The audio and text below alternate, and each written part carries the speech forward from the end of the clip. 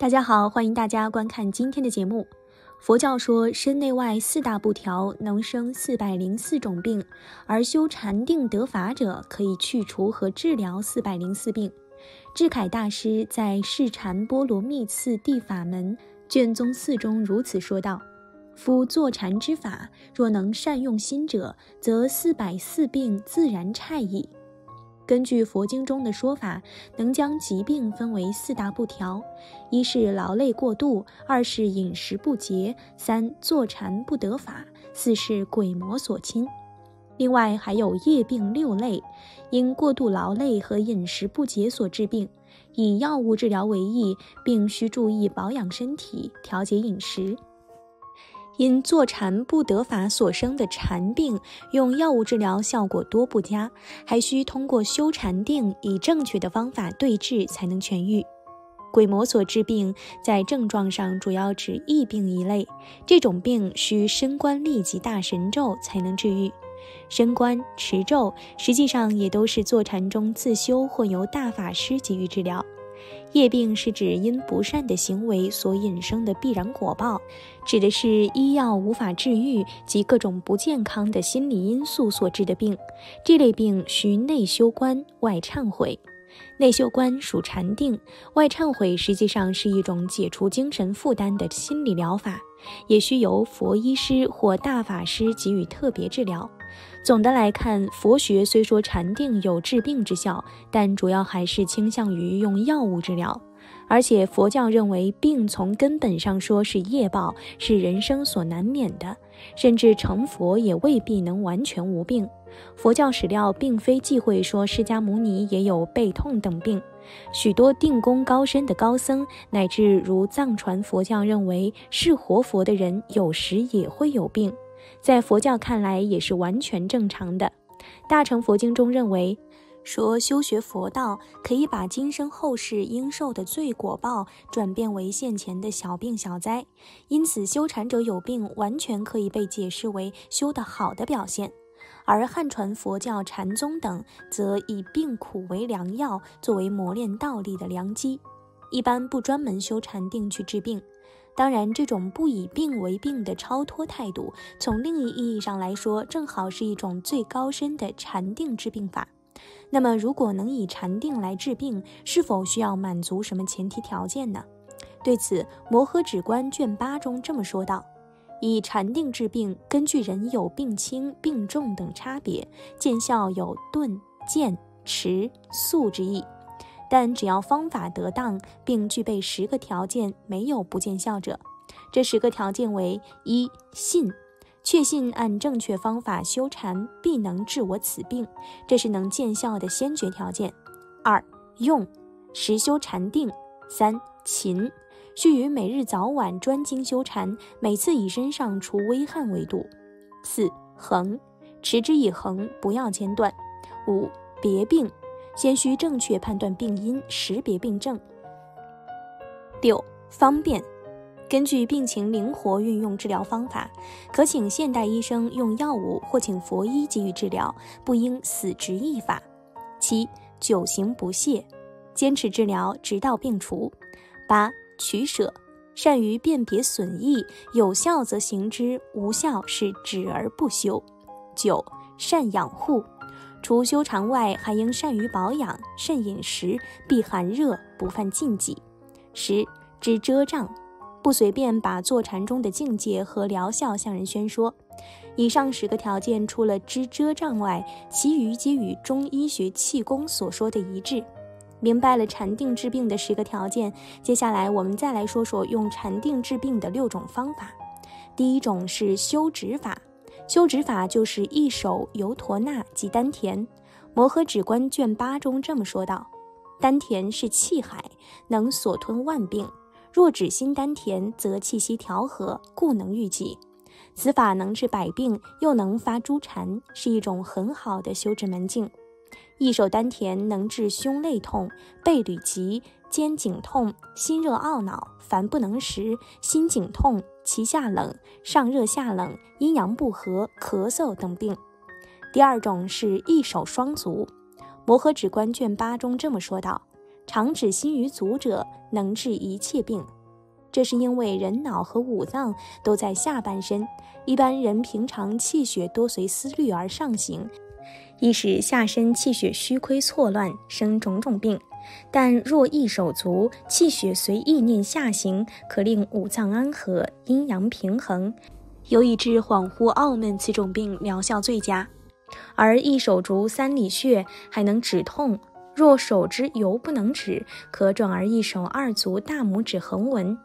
头痛、眼赤疼、唇口热、腹足疼、耳聋、颈项强直等病，可于二足之间假想一静，专一手之。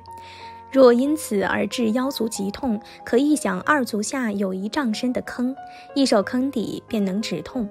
第三种为一手病处。摩訶止观卷8中说道：随诸病处，地心止之，不出3日，无有一源，无不得差。想要止心病处，就应当按照中医五行、五脏要深刻之理，灵活掌握，不可死守一处。如肺强肝弱，为金克木，应一手肺，摄其中白气，肝病即愈。第四种是止心于头顶，这种方法是专治身体沉重、枯脊、臂尾、皮肤痒等一类病。第五种是积极摄心修止，此法可以治虚肿胀庞、饮食不消、腹痛下痢一类病症。第六种是宽缓放心修止，此法能治举身红热、关节酸疼、呼吸顿乏、大小便不通等。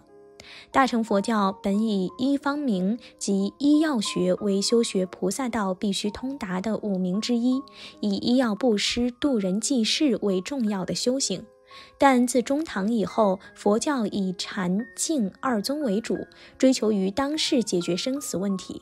除少数寺院有行医传统外，对佛教医学包括禅定治病之说无多发展。藏传佛教虽继承发展了印度晚期佛教的医方明，在禅定治病方法上有所发展，但在内地影响甚微。禅定治病法和现代医疗气功都已普遍采用，证明行之有效。而除了治病外，其实禅定还能给我们带来补养身体和延年益寿的好处。先说说坐禅中如何补养身体。佛教学认为，坐禅修炼者若长久入定，因生理活动的抑制与能量的消耗，会导致身体虚弱受损，必须依法补养。补养之法不外饮食药物以禅观二途。禅密药法经中这么说道：僧尼修一门贯时，当起好美食及诸补药以补身体；修4大贯时，当血管空固，身虚臂劳，应服苏及诸补药。观想补养，禅密药经法叫做补想观。观法为先观自身空如皮囊，次观顶门洞开，有诸大神手持金瓶，盛诸大药灌入自己头顶，充满全身。此观需修3个月。下座后配合饮食药物补养，就可使身体健康，精力充沛。我们再来看看如何通过禅定来延年益寿。佛教认为，人的肉体不可能长生不死，即使修行成佛，也不能永久助生本世。一般说不追求延年益寿，但也提倡修炼禅定和瑜伽气功，以达到延年长生、无病健康的境界。一般来说，常人应该修炼有相和无相的2级瑜伽，才能达到延年益寿的功效。延寿经中的说法虽然很难找到实例，但延寿至100多岁，超过一般所谓天年者，在佛教史传中不乏其人。比如印度的马明、龙树、无著等皆寿达数百岁。从高僧传记中来看，其中活到70岁左右者占多数，活到100岁左右者也可举出一批。如据《宋高僧传》，善无畏大和尚99岁，唐慧秀大和尚100岁，唐九华山金地大和尚99岁，理宗大和尚97岁，神秀大和尚100岁，智威大和尚95岁，淮海大和尚95岁，元修大和尚99岁，智弘大和尚108岁，定安大和尚111岁等等。郭元兴在《佛法与长寿》一文中，更是比较了历代帝王与同代高僧的寿数，得出了高僧平均寿命高于帝王的结论，这是较为客观的说法。当然，僧尼多长寿，除了他们修习禅定外，还有生活条件、生活方式、心理因素等多方面的原因。而除了修炼禅定和瑜伽气功外，佛教密宗理论中也有很多的延年益寿的方法。不过延寿修法虽多，总的说来不过2类。第一类是修长寿的本尊法，持专用以延寿的咒语。大藏经中如圣六字增寿大明陀罗尼经、佛说一切如来金刚寿命陀罗尼经等，都是讲述诵咒起寿之法。无上瑜伽部有弥陀长寿合修法，就是观修无量寿佛，诵其长寿咒语的方法。第二类是修数息、平息等气功。宗喀巴大师曾说，注定瑜伽师乃至一等数，无声恒念诵，无声诵10万。圆满修行者，虽年寿已尽，5年活无疑，恒应于晨起，数封1000遍，在故封瑜伽，常应安住定。也就是说，于清晨修定，先自观为本尊，然后修数息金刚诵1000遍，恒修无间断，定能延寿。如大乘要道秘籍引空熟命法，就是为身体衰弱、年寿不永者专门延寿之术。